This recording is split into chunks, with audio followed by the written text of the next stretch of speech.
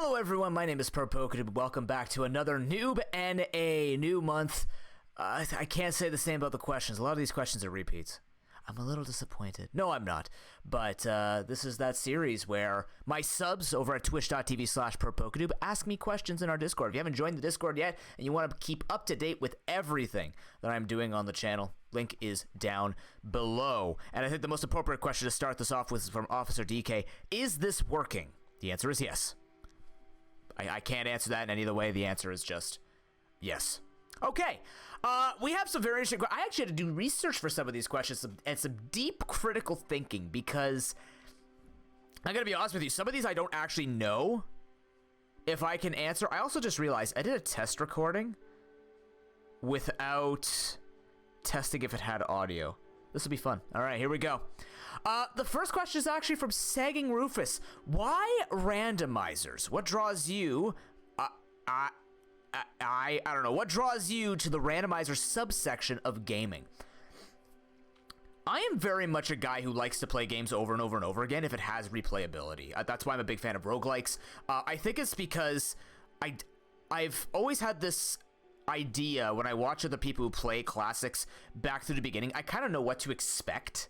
So if I go back and play Pokemon Vanilla, which is why I don't play Pokemon Vanilla a lot or ever, is because I know what it was, right? I have a very relatively vivid memory. Like I'll miss certain details, like when you watch movies for the first time. But for me, if the replayability is same mechanics, you've seen all this before, but it's in a different place, different order, I think that's why I like randomizers. It's first of all very easy for content. I'm just gonna throw that one right out there. Like it's infinite replayability for content as long as I'm allowed to do it, and roguelikes allow for that to do it as long as you don't get bored of the game. But I think it's also just like I like the idea that we could take pieces of a game and celebrate how much flexibility or how many different ways a game can be completed with the mechanics aside. It's almost impressive, right? Like thinking about how games can be completed in different orders with different stuff. It also forces you to use those things that you never use, right? If I'm thinking about a game with different weapons, you know, I'm not a big fan of like two-handed weapons or the heavy like melee weapons, but if I play a game like Dead Cells, or I play something like Legend of Zelda Minish Cap, which you'll see on the channel eventually, it forces me to use things that I don't like using, you know, or going to places that I don't like going to. I remember not having a fun time in with my original playthrough, but now, you know, it's like, well, you hated going through Temple of Droplets, but now you can use the Rockscape to jump through it and have to avoid half the ice puzzles. Or you don't have this crutch of a weapon, so now you have to beat it kind of the normal way, or like the non-cheesy way. So it just brings a lot of flexibility and just a lot of appreciation for me when I play through a game that's randomized, and I don't know, it just feels better. It feels like I like playing through games vanilla, especially if it doesn't have a randomizer. I've also played through a lot of games randomized for the first time, because if it's just another same old story, like nothing overly special about it, like I don't need to play through Stadium 2 vanilla to begin with to know what I'm getting into. I just want to make it all random because I know what Stadium 2 is. So I think that's kind of like when I talk about Chrono Trigger. Do I want to play through it normally? No, because I've watched speedruns and I kind of know what they do. But if I play through it with the plot not randomized, then there's that. But yeah, that's pretty much covers it. It's easy for content. It keeps things fresh for me. There are games like that have been revived even on Tabletop Simulator, like or games that I used to play, like Pokemon Master Trainer, that were on Tabletop Sim. They made this incredible project where they brought 7 generations worth of maps, and there are multiple different rule sets and stuff like this. Also like playing like Hogwarts Battle or Battle for Hogwarts with my girlfriend and friends, like playing these games that are co-op and have all these different things. That's why I'm also designing my own games, like my MOBA board game and also my co-op survival tactics game. You know, these types of games excite me because it's the same mechanics. You know what you're getting into. You don't have to like think about, oh god, there's all these new things I need to think about, or I don't remember what this one did. Like you get used to it and you try and figure out different ways to beat it. You give yourself your own challenges so you can actually restrict yourself more. It feels replayable from that standpoint. And you know, I'm not a guy of nostalgia, which is why I like the randomizer, because I don't feel nostalgic about the game. I just feel like the game never gets old, so it never gets to a point of nostalgia. You know what I mean? Like really, the only game that I could play through right now that I'd probably get bored after a couple more playthroughs. I'd have to give myself some challenges. But like right now, the only game that doesn't have a randomizer that I play through is Skies of Arcadia, because I just had so many great memories, and the story is just so good to watch over and over again. It's kind of like how I can watch iRobot all over again, right? Like the story is just, I like the story. I like that movie makes me feel so good when I'm watching it, even though, you know, it's about robots taking over the world, but you know what I mean? Like it's a story that resonates with me and just kind of had a huge impact for me as a child. And I had a lot of games that did that, but being able to appreciate them with randomizers really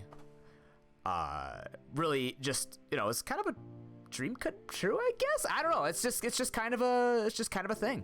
So good question. I don't know if I've ever gone into, like, I've gone into the transition before, like a couple of years ago when I switched over from TCG, from Pokemon Trading Card Game Online, to randomized nuzlocks, because I just started to appreciate nuzlocks a little more as the challenges that they can be, even though without being like, Pokemon's a really hard game. No. But,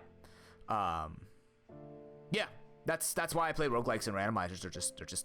They're fun for me. They rarely get boring, and if they get boring, it's because I feel like I have mastered all the mechanics. I didn't have staying power, and yet here I have 300 hours in Deep Rock Galactic. It's the same 8 weapons, etc., and 400 hours of Risk of Rain 2. You find the same things, but if it's fun, you just manage it. And then I've got at least 1,000 hours, at least 1,000 or 2 into nuzlocking. We've done a lot of nuzlocks over the past 3 years, so yeah. All right. Question from Snowbear. How much wood would a woodchuck chuck if woodchuck could chuck wood? I've answered this question away. I'm going to stick with it. It depends on how much the woodchucker cares to chuck. And if it doesn't give a chuck on that day, then the woodchuck's not going to chuck as much chuck as the wood could chuck. I don't even like that saying. I've never, what the hell does a woodchuck look like? Woodchuck. It just comes up with groundhog. I thought it would have come up with a beaver. Oh, groundhog, also known as a woodchuck. I guess it's just called woodchuck for the purposes of the wood and could and wood. All right, neat. I learned something today. Thanks, Snowbear. All right, next question from Suwako. Has anyone really been far ever has decided to use even go want to do look more like?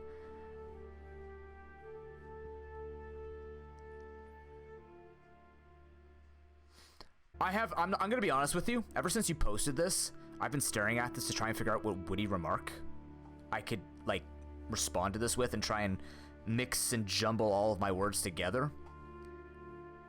I'm just gonna answer with no to not give you any satisfaction. Next question from Amagama. Mind the name. It has an inside story that you could ask about. Oh boy. How's my day going? Not my day. I know he's talking about his day. So if I know Amagama's day, his day is suffering through back pain, maybe foot pain. He's tired because he's always tired. He's craving wanting to create content on Twitch and YouTube, going back to the podcast, which we haven't touched in a while. And it's probably with him waking up from nightmares and then having a smell of Pizza Hut in his nose. Because his life is school and Pizza Hut. So, I mean, he's got cool stuff. Maybe he's got like a wallpaper of anime titties on his computer, but that's pretty much his day. I know how his day's going. I mean, he's living a pretty decent life. You know, I'm sure he wants to change a couple of those things. But overall, I mean, what is it? Anime titties, pizza, and schoolwork. Also, pain. I don't know. It's sounds average for his age, I guess. I don't know. I'm sorry, Gamma. I had to. But you also bring it up. It's not like I'm reaching into his private life that he hasn't talked about in general. He's just shameless. He's like, yep. There it is. Okay, next. From Marie. All right, okay, what is the ketchup in a bag story? Okay. It's not a real story. It's more of a lifestyle. It's something that I did as a kid. So my parents will remember this because they were the ones that do it for me. Basically, my lunchbox we used to put an ice pack in my lunchbox, and I'd jam pack it with a water bottle and stuff like this. So there were times when I wanted to bring fries or chicken nuggets or chicken strips, or what else would I use with ketchup? Either way, like I would have ketchup, but we couldn't fit a container in my bag, and I'm pretty sure I'm getting this right. We couldn't fit the container in my bag. So what we do is we just use plastic bags, or we didn't have a lot of containers at the time. I don't remember which one it was, but essentially the purpose was it was easy to carry and easy to fit. So we would just fill up a plastic disposable bag with ketchup. I don't do that anymore, obviously, because one, I don't have to take lunches with me to any of my jobs. It's kind of nice for now.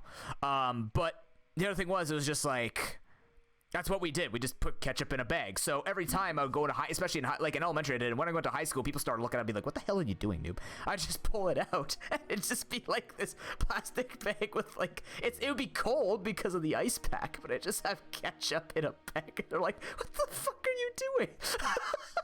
And I'm like, it's ketchup in a bag. That's all I knew. I didn't think like, did you think of putting it in a container, noob, so you could actually dip it in and be solid, and you wouldn't have to worry about it getting squished, and then you drop the chicken nugget into the bag and you can't get it out. No, I didn't. It was ketchup in a bag. It's what I knew. So yeah, I just used to put ketchup. We used to put ketchup in a bag for me, and I would eat out of the bag, even though the chicken nuggets. Because I didn't want to put the ketchup with the chicken nuggets, because then the chicken nuggets would get soggy. I mean, I'm not all about that. So yes.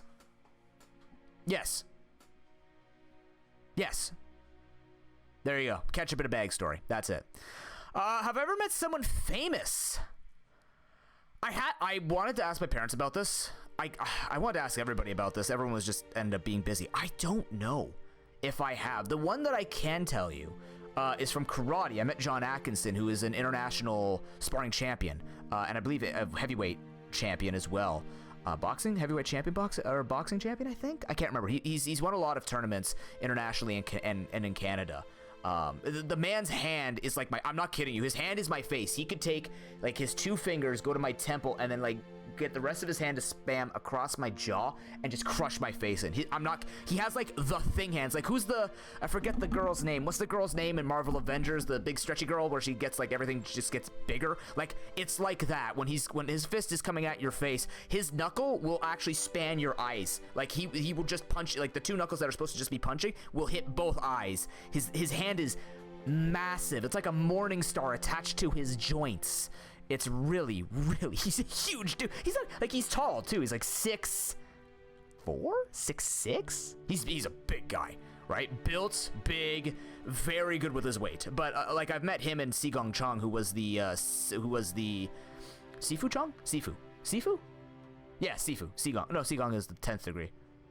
Oops, I'm a little rusty, sorry. But I have met like my grandmaster to my lineage with to the karate school that I went to. And I mean, they're both pretty famous because Sigong Chong, I believe, was one of the people to bring Japanese karate and kung fu, I think, over to Canada. Like he popularized it, I believe. Details are a little falling on me. Like that's the thing. Like nothing sticks out in my mind, so I want to say no. But I know like John Atkinson and stuff like that. I have definitely met with them and talked with them a little bit, not much because it was usually just at our Canadian Karate and Kung Fu Association tournaments. But yeah, I'm trying to actors. I don't think so. I don't know. I feel like those are the only two. It depends, I guess, how you quantify famous, right? Like, I've had locals that are famous, but I don't know if I'd do that. Have I worked with someone? I feel like I maybe have worked for someone who's famous. Have I worked for a news reporter before? I don't know. It's really tough for me to answer. It's kind of like those types of memories have to be prompted for me, unfortunately. They're not fresh in my mind. That's just the case with most of these types of stories. So, yeah. But yeah, that's pretty much all I can comment on. And I actually did think about this question quite a bit. It's just drawing blanks nonstop. Maybe, who knows? I'll never tell you. Or if I will, then I'll tell you. I guess yeah, standard stuff. All right, have I ever cried at a film? If so, which film? Okay. Yes, I've cried at a film. What was the first film? Probably The Lion King. So there's a pattern. If I cry at a film, it has something to do with a father and son, and I have no idea why. It's father-son stuff that makes me cry, because my dad and I have a fantastic relationship. That's probably why, because my dad and I have a fantastic relationship. But I mean, I have a fantastic relationship with my mom too. But it's not like I don't know. It's really weird, and it started to become more apparent like that time where I was really, really hurt. And we were at my uncle's house, and basically that's when I basically lost the ability to move my legs, and I couldn't move. And I remember my dad actually like scooping me up and carrying me across the entire house to bring me to my uncle's bed. right? Like that pops up to me every time because I see him kind of, you know, those war movies where the guy's like walking in with his buddy. Like that's what I see every single time I see a father-son scene now. So like I think one of the most recent movies that I would have cried at was Guardians of the Galaxy 2 when Yondu dies, and then like, you know, Star-Lord's just there, and it's just like I hid it as much as I could from my girlfriend. I don't know why I try to hide. I don't know why. Like I'm an emotional guy. I don't like to hide emotions, but there's something about crying that in the past few years is just kind of like it's hit me. I mean that's a whole different thing I'm not going to get into, but yeah, like I don't know, it's father-son stuff, anything with father-son stuff in movies, not all the time, but it's usually like if one has to, like if one gets hurt, like it wasn't like in Aquaman where the guy was completely alone and then, you know, Aquaman like he's trying to save his father, stuff like that. I think it's usually death related. So but yeah, that would be the most recent one. Maybe I have, I just don't remember. I mean, I cried more. I can tell you right now, I cried more at Legends Arceus than I did at Guardians of the Galaxy 2 or like Lionhood or Lion King or anything like that. I hope I didn't say Lionhood. Lion King. Yeah. But yeah, that's usually what gets me. I don't know. Either way. Next question from Kanto, aka Epic Fail. Hello, sir. What is your favorite type of pizza? Okay, time to spend 9 minutes on a food question again. Okay, my favorite type of pizza. It depends. It really depends. Usually it's Hawaiian with not too much pineapple on it because the acidity gets to me. Hawaiian or meat lover? I like multiple cheeses as well, but I can't have it as much anymore because the old gut don't like it. But usually I'll go for a meat lover and Hawaiian. Like if it has ham, bacon, pepperoni. It doesn't have to have pepperoni, but like if it has it, like ham, bacon. I like onion on my pizza. Pineapple's good. Tomato's fine because like that. Because basically, if the tomato is small enough, it doesn't hit me. It definitely matters on the quantity of the acidity that I eat at once. So if it's like small tomato, not too bad. But yeah, ground beef, because I usually don't eat ground beef. So it's like the one time that I'll maybe have ground beef on it. Potato on top of the pizza is not too bad either. But yeah, it's kind of like mostly if you were to ask me to order from, I don't know, a pizza joint, it would be either Hawaiian or meat lover. I think usually Hawaiian's a little bit cheaper, so we go for that. I don't mind vegetarian pizza so much anymore either. Like putting pepper on it, like green pepper. Nothing spicy, but like green pepper, red pepper. Stuff like that. I feel like if I was to make one pizza with everything that I like to put on top of my sandwiches and just put on top of pizzas, the thing would weigh about 6 pounds. Because I like, if I'm going to make something where you are supposed to combine the base food of something with like with toppings and things like that, I overload it because that's what I learned to do at the Yogan Fruits, right? You get...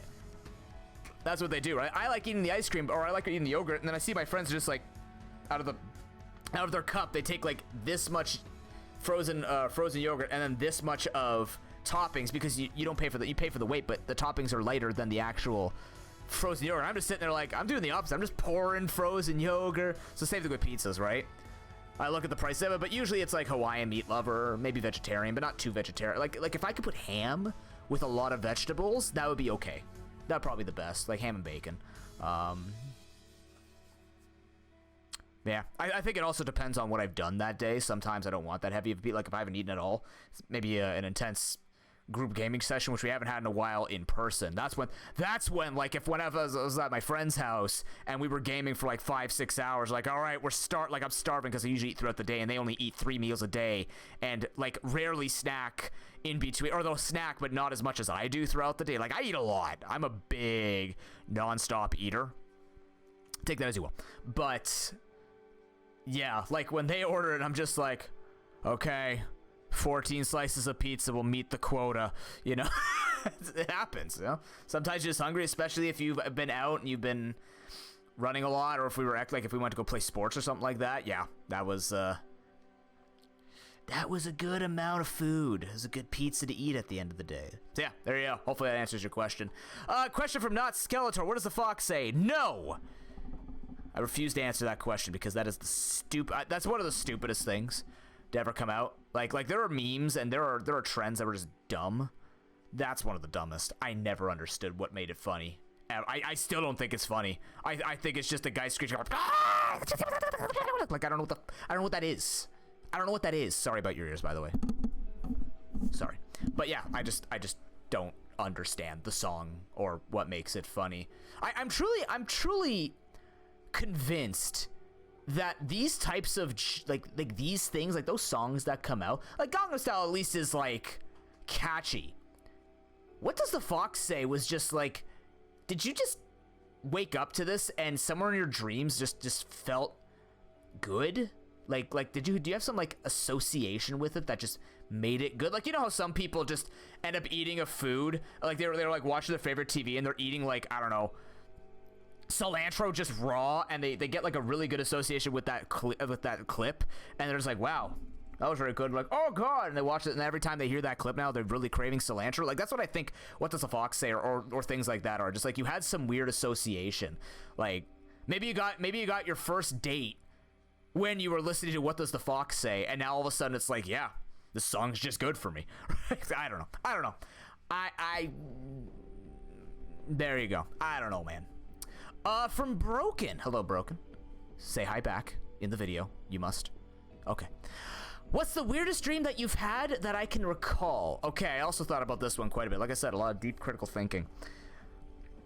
I have talked about Assassin Grandma before, and if I haven't talked about, if you don't know about Assassin Grandma, ask me that. But the weirdest one that I can remember was the blood-breathing dragon. I was really, like, I was 10, 11 years old, I think. Like, I don't even remember how long ago it was. It was a very long time ago, but this dream still just pops in my mind. Basically, I was a dwarf, and I was working with a bunch of other dwarves, and what we had to do was, I think it was, like, around the time that frickin', Lord of the Rings, like, my family was watching Lord of the Rings or something like that. Oh, was that broken? Oh, no. Not you, Broken, sorry. Okay, I thought that was breaking. Anyways, and we were... like, we were going through this cave that they had mined out, and it was really weird. Like, the cave was very curvy, like almost like a golf course with the amount of hills and turns and stuff like that. Like take the outside of take the interior of the green of a golf course. That was kind of the cave. It was like this round square structure. We were going through it. The lighting was all over the place with stuff, and our goal was to slay this dragon because the dragon was interrupting the mining. And I remember I just start hearing screaming from the other dwarves, or other warriors rather. It wasn't dwarves because I was a dwarf for some reason. I was basically Gimli, I guess, in this Lord of the Rings knockoff. But basically, I start running as well as like really slow motion running. Like you just have this big panned out scene. And it's just tiny old me running, and you see like this dragon coming around the corner, and like it's breathing, but it's breathing blood, and I know it's blood because it was like boiling blood, but then it was like puking blood. It was really fucking weird. It was gross too. The more that I think about it, now I said it out loud, it was kind of gross. But like basically, like I remember hearing some guy who's like, "Quick! If we make him blow enough blood, he's going to kill himself. He's going to die." And it's just like all over the place and all this stuff. I never woke up to the conclusion of that, but I remember him being able to. I do remember there was like one time where it does like a pan out to like a top-down RPG game where you just see like his breath go around two corners, and I duck into a tiny corridor, like you know those timed ones where you have to avoid obstacles while they're coming at you. Very Zelda-esque, but yeah, there's that. I want my sister's dreams. My sister dreamed that she was on an island talking to a coconut. I like that type of weird, not my type. My type of weird is like roller coaster to nowhere, assassin grandma, and blood-breathing dragon. And it was hot. It's gross. It's like sweaty and then blood all over the place. Yeah, not wonderful. I should have probably put a warning on that, but sorry.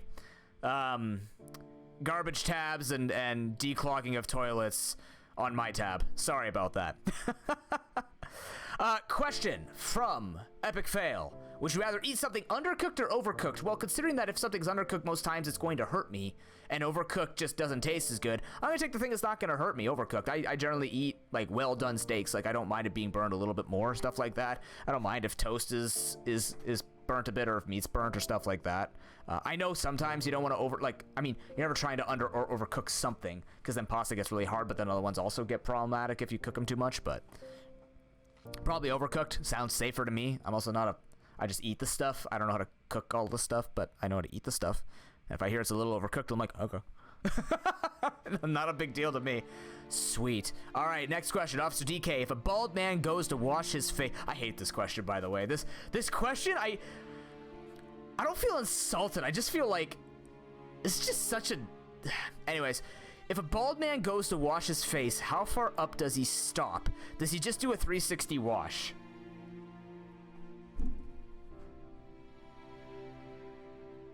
I don't know. I still have hair. Like, I wash up to my forehead, and then I use shampoo. I don't know what you do. Like, I'm assuming, yes, it's skin, right? And now, having said that, the skin above your forehead is a little bit thinner than your face. So you probably don't want to do that, right? I don't know. Like, go ask someone who's lost all their hair. I don't know. Yeah, like, go ask someone who's also... I don't know. I don't even have... I have one person on my dad's side that's completely bald. Like, completely bald. Like, I have a lot of guys in my family who have, like, their hair back to here, including my dad, but not that much, right? Like, I'm assuming he still uses, like, men's body wash on his hair. But does he just do a 360 wash? If you can even fit your head under your sink, first of all, you got a really big sink, because my head you can't fit under our sinks. Like, I'll get stuck. I will wedge it in. It'll be stuck into my skull. But I mean, I guess you could use the shower. It seems like a lot of excess water to use just to wash. I mean, if you wash your face and your hair or your head at the same time, it's not the worst. It's a shower. That one is definitely one for the reserve until research is done type of thing. Okay, last question from Snowbear. Why are Snowbear ROMs so bad, and why do you like them so much? Okay, so to fill everybody in, Snowbear ROMs are like the worst type of randomizer runs, where basically they make you do almost everything, and it's pain, pulling teeth, and essentially make you hate going fast, because going fast is being hindered by said terrible run.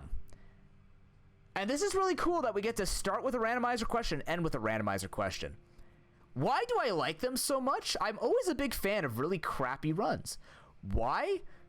Because I think there is an art and a beauty in seeing a speedrun that is forced in a randomized setting to go all the way, to see how fast you can complete all the puzzles in the order that the logic gives you. I like that, right? Like, sometimes if I'm in a rush, I don't want a 4-hour seed. But if I'm not in a rush and I'm still just starting stream and I get this really bad seed and I plan to get 2 or 3 done, I'm like, this one took longer. That's okay, because it was really, really tricky.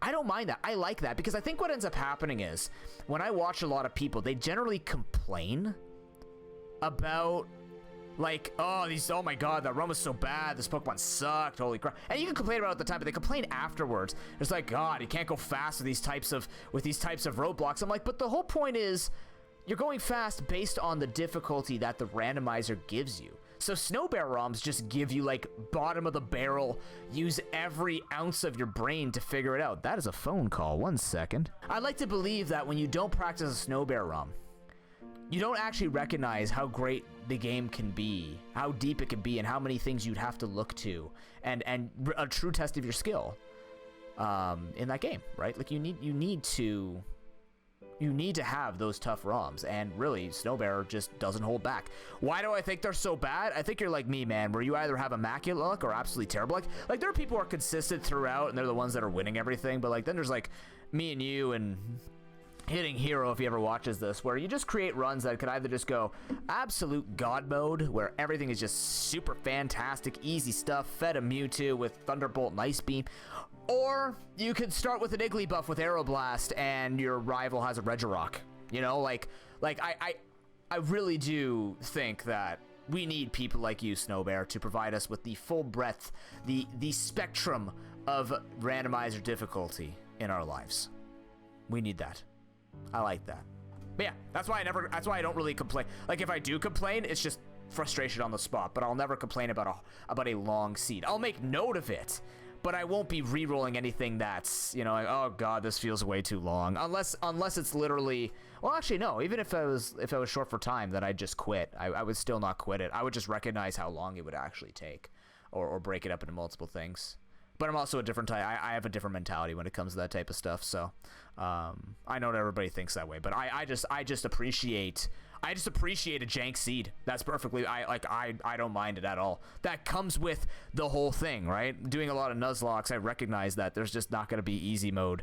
A lot of the time, you have to work your way into easy mode, and then when people come into your run, and be like, "Oh my god, this run looks so easy." I'm just like, yeah, because I worked up to this, or I got spoon-fed it. I can tell you which one it is.